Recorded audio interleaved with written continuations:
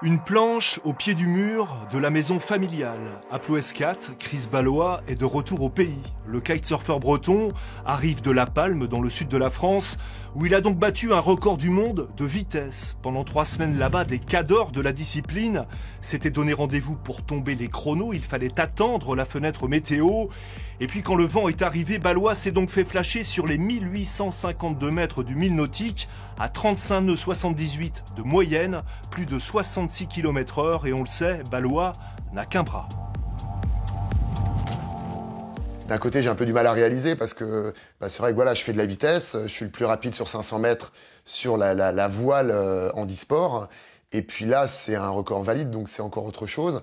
Les chronos sont montés au fur et à mesure des jours. On a eu une météo qui était quand même extrêmement particulière en Europe cette année. Et on a eu très peu de temps en fait pour faire des chronométrages. Et voilà, c'est passé et ouais, je suis super content, ouais, c'est clair. On l'a compris, Ballois n'est pas seulement content d'être recordman du monde, il l'était déjà en catégorie handisport.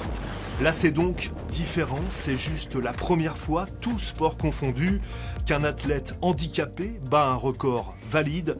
Ballois est entré dans l'histoire. C'est encore plus gratifiant, c'est certain. Et puis voilà, c'est aussi, ça ouvre plein de perspectives pour le monde des personnes en situation de handicap, que ça soit dans le sport, là c'est un record sportif bien évidemment, mais l'intégration dans la société civile, dans l'entreprise, c'est montrer vraiment la performance. Le fait d'avoir un record qui est au-dessus, c'est encore plus parlant, je pense, pour le grand public.